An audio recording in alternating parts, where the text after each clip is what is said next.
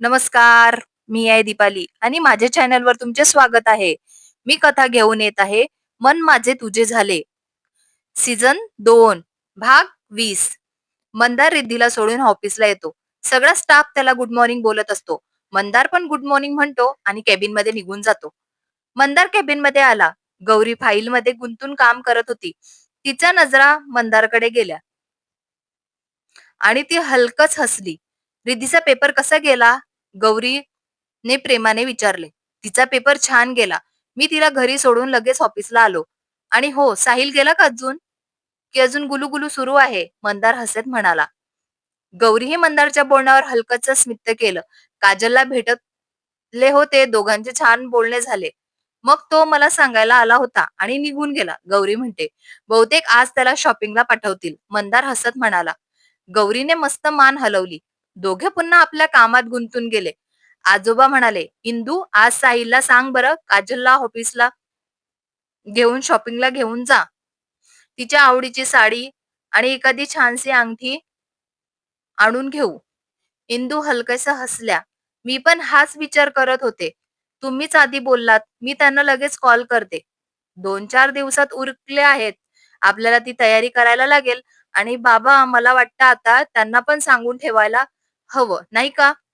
हो, बरोबर आहे. आज संध्याकाळीच बसून नीट बोलून घेऊ. कैलास बोलेल तर अजून छान वाटेल, आजोबा शांतपणे म्हणाले. बाकी तयारी काळजी तुम्ही करू नका. ती मी सांभाळते, इंदू आत्मविश्वासाने म्हणाल्या. बरं, आता चला जेवायला. खूप वेळ झाला आहे, सरिता म्हणाल्या. सगळे एकत्र जेवण्यासाठी टेबलाकडे वळले आणि घरभर सुखद गजबज पसरली. संध्याकाळी मंदार आणि गौरी घरी आले. आजी आजोबांसोबत बोलतात, त्यांच्या रूम मध्ये निघून जातात. गौरी लगेच फ्रेश होते, चेंज करते, बाथरूम मधून बाहेर येते. तुम्हाला कॉफी हवी आहे का? गौरी म्हणते. हो, घेऊन ये, मी फ्रेश होतो, मंदार म्हणतो.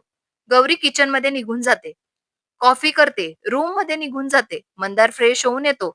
गौरी त्याला कॉफी देते. दोघं पण मस्त गप्पा मारतात आणि कॉफी घेतात. इंदूने साहिलला कॉल केला. साहिलने लगेच उचलला.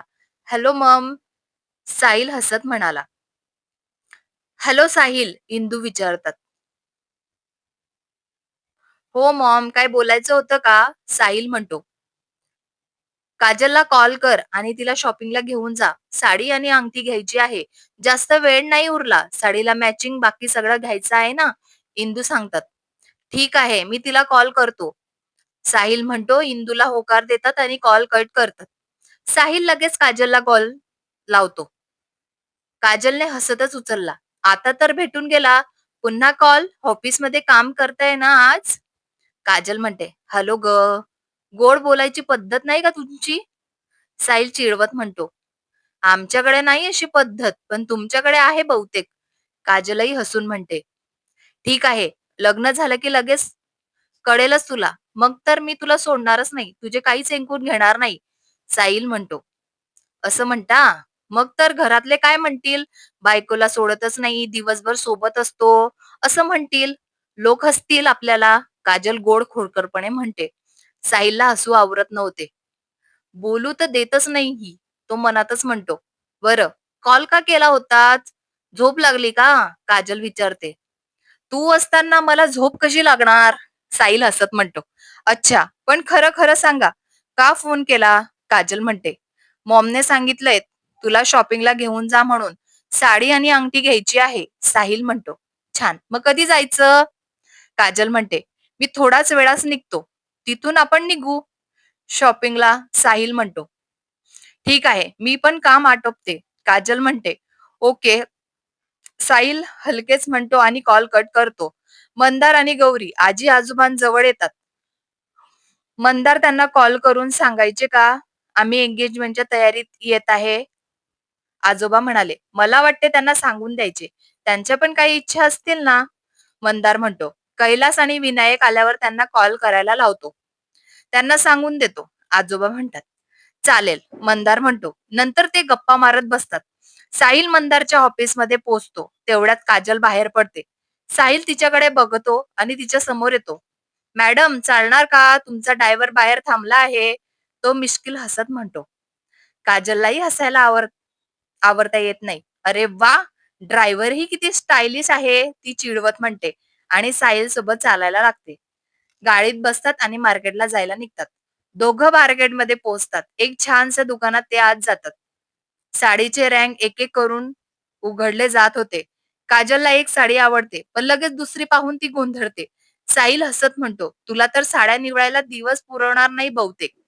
काजल खोडकरपणे म्हणते, "हो ना, पण बघ ही छान आहे की ती." कधी तिच्या नजरेत एखादी साडी भावते, तर कधी साहिलच्या पसंतीने निघते. अखेर दोघांना एकाच साडीवर थांबतात. क्षणभर ते एकमेकाकडे बघून हसतात. "बस हीच परफेक्ट," साहिल म्हणतो. काजलही मान डोलावते. साहिल ती साडी पॅक करायला सांगते. दोघं पण उठतात. साहिल बिल देतो. साडी घेतल्यानंतर दोघं जवळच्या ज्वेलरी शॉपमध्ये जातात. काजलच्या डोळ्यात अंगठ्यांची चमक दिसत होती. साहिल तिच्याकडे बघून म्हणतो, "मॅडम, तुमच्यासाठी प्रिन्सेस चार्मिन निवडलेली अंगठी हवी का? की तुम्हीच निवडणार?" काजल लगेच उत्तर देते, "माझी आवड तुला माहिती आहे, पण निवड तूच कर. नंतर मी चिडवेल तुला तर ती अंगठी आवडली नाही तर." अखिल खोडकरपणे म्हणतो, "चिडवायला तुला कारणच हवं असतं, नाही का?" काजल हसते. शोरूममध्ये डझनभर डिझाईन बघून तो गोंधळतात. साहिलने एक अंगठी उचलली आणि काजलच्या बोटात घालून पाहिली. क्षणभर दोघं थबकले. अंगठी अगदी परफेक्ट फिट बसली होती. "हीच परफेक्ट आहे. तुला शोभते सुद्धा आहे," साहिल हलक्या आवाजात म्हणतो. काजलच्या गालावर नकळत गुलाबी रंग आला. "बरं, पण घरी जाऊन सगळ्यांना दाखवली तर नाही आवडली तर? मग मी पुन्हा येऊन 1000 वेळा घेऊन येईल. पण तुझ्या बोटातली अंगठी माझ्या हातूनच घ्यायला हवी." साहिलच्या शब्दात एक गोड हळकं हक्क होता. काजल काही बोलली नाही, फक्त डोळ्यांतून हसली. त्या हसण्यातच एक सुखाची खात्री होती. साडी आणि अंगठी खरेदी करून ते दोघं बाहेर पडतात. साहिलने तिला गाडीतून सोडले. काजल घरी जाताना हसत होती आणि साहिलच्या मनात फक्त एकच विचार घोळत होता, आता खरंच ही माझ्या आयुष्यात सोबत झाली आहे. साहिल घरी जातो. आजी, आजोबा, मंदार, गौरी तिथंच असतात. साहिल साडी आणि अंगठी आणली का? आजोबा म्हणतात. साहिल हातातली पिशवी आजोबांजवळ देतो. आजी, सरिता आणि इंदूला हाक मारतात. सगळे साडी आणि अंगठी दाखवतात. सरिता आणि इंदूला पण येतात. सगळ्यांना अंगठी आणि साडी आवडते. गौरी पण बघते. मंदार पण बघतो. इंदू साडी आणि अंगठी नीट ठेवून दे, आजी म्हणतात. साहिलने आणि काजलने साडी अंगठी छान आणली आहे, शांता आजी म्हणतात. साहिलला चांगले वाटले. इंदू साडी आणि अंगठी रूममध्ये घेऊन जातात. नीट ठेवून देतात. कैलास आणि विनायक पण घरीच येतात. ते रूममध्ये फ्रेश होण्यासाठी जातात. सरिता त्यांच्यासाठी कॉफी करायला सांगतात. किचनमध्ये निघून जातात. नोकरान कॉफी करायला सांगतात. बाहेर निघून येतात. कैलास आणि विनायक बाहेर सगळ्यांसोबत येऊन बसतात. "बाबा, शॉपिंग झाली का?" विनायक म्हणतात. "शॉपिंग झाली आहे. सगळं म्हणत आहे आपण त्यांना सांगावे की आपण एंगेजमेंटच्या तयारीने येत आहेत. तू कॉल करतो का?" "कैलासला करायचे आहे," आजोबा म्हणतात. "कैलास करू द्या," विनायक म्हणतात. "मी कॉल लावून देतो. तू पण त्यांचा नंबर घेऊन घे," आजोबा म्हणतात आणि काजलच्या बाबांना कॉल करतात. साहिल पण बाहेर येतो. काही बोलणे होते ते त्याला पण ऐकायचे होते. आजोबांनी फोन लावला. काजलचे बाबा आजोबांचा कॉल बघून लगेच उचलतात. "हॅलो काका, बोला." काजलचे बाबा हसत म्हणाले, "हॅलो, मी साहिलचे डॅड बोलतोय." कैलास म्हणतात, "नमस्कार, बोला. काय कारण होतं फोनचं?" काजलचे बाबा म्हणतात, "नमस्कार. खरं सांगायचं तर आम्ही ठरले आहे. जर साहिल आणि काजलला लग्न मनापासून मान्य असेल तर लगेच एंगेजमेंट करूया." कैलास शांत व ठाम आवाजात म्हणाले, "मुलांनाही आवडतं तर मग उशीर कशाला? तुम्ही किती वाजता येणार?" काजलचे बाबा उत्साहाने म्हणाले.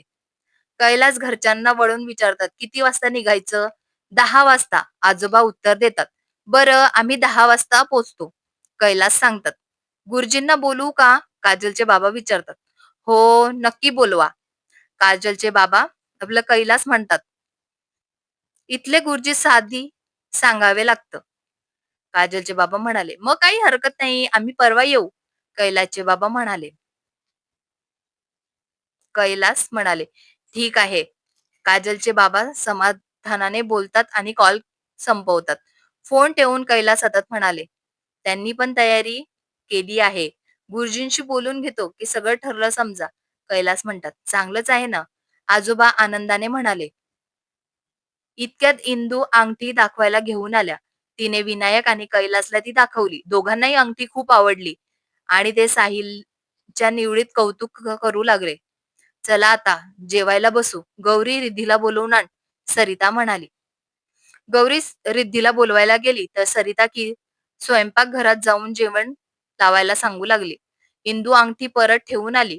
शांता आजी मात्र विचारमग्न झाल्या होत्या. सगळे एकत्र बसून बोलत होते, सल्लामसलत करत होते.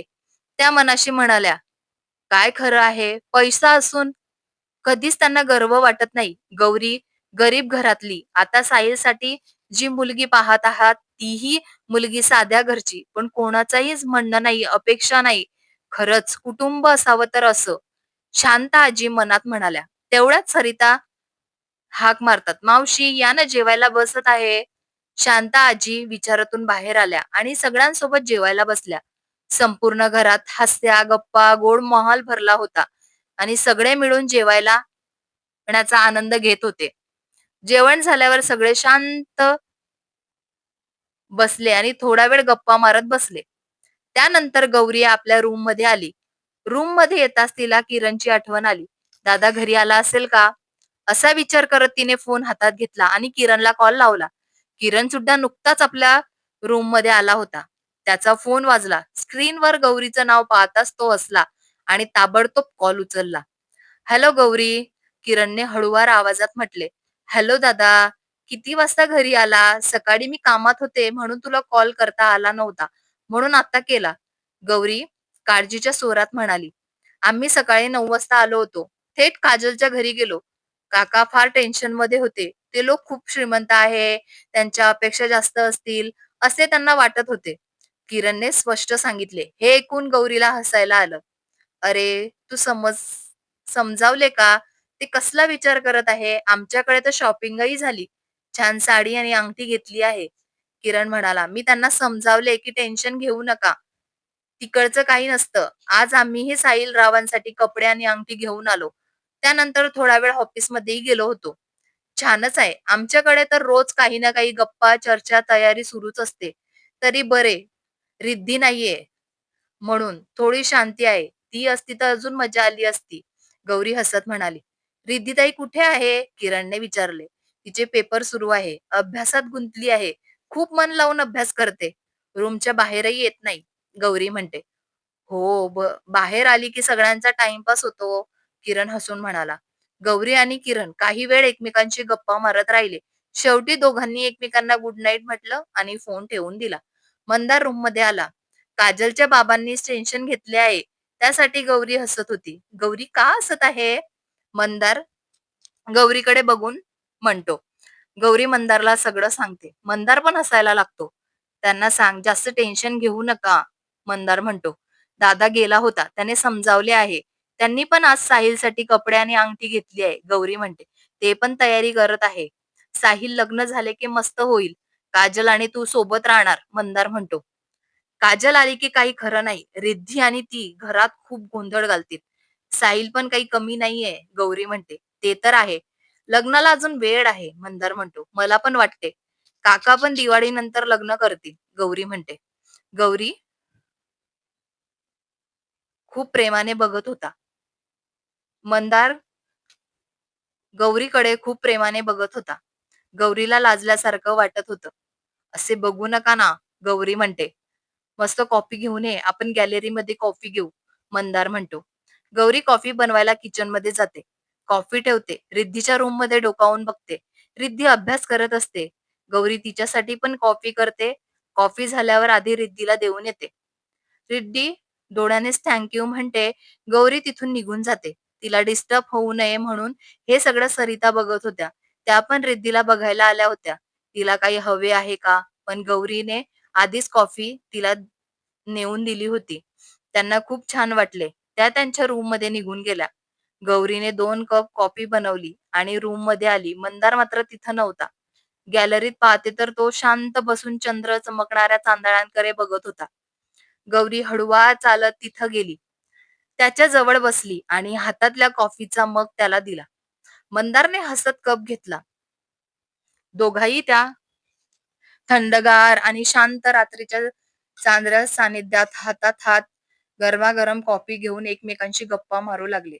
दिवसभरात त्यांना एकमेकांचा फार वेळ मिळत नव्हता, पण आज ही रात्रीची चांदण्यांची सजलेली भेट त्यांच्यासाठी खास ठरली होती. कॉफी संपल्यावर गौरी उठली. कप गोळा करून रिद्धीचा कपही घेतला आणि किचनमध्ये जाऊन धुवून ठेवलं. त्यानंतर ती परत रूममध्ये निघाली. त्यावर मंदार अजून चांदण्यात हरवला होता. गौरीकडे पाहत तो हळू आवाजात 4 ओळी म्हणाला. चांदण्यात शोधतो तुझ्या डोळ्याचा प्रकाश, हवेत दरवळतो तुझ्या अस्तित्वाचा वास. माझ्या प्रत्येक श्वासात फक्त तूच भरलीये. गौरी, तूच आहेस माझी संपूर्ण दुनिया. गौरीच्या डोळ्यात आनंद चमकला. तिला मंदारची कविता मनापासून आवडली. दोघं हळूहळू रूममध्ये आले. एकमेकांना जवळ घेत प्रेमाचा वर्षाव केला आणि एकमेकाच्या मिठीत गुंग होऊन त्या रात्री चांदण्यात झोपून गेले. पुढील भागात रिद्धीची एक्झाम झाली. आज ते काजलकडे जाणार आहे. बघू आता पुढे काय होते. तुम्हाला पण जाणून घ्यायचं असेल ना, तर मग कथा ऐकत राहा. मन माझे तुझे झाले सीझन 2 भाग 20. कथा आवडत असेल तर लाईक करा, कमेंट करा. पुढील भाग ऐकायचा असेल तर सबस्क्राईब करा. मला सपोर्ट करा. धन्यवाद. अँड सगळ्यांना हॅपी दिवाळी. शुभ दीपावली.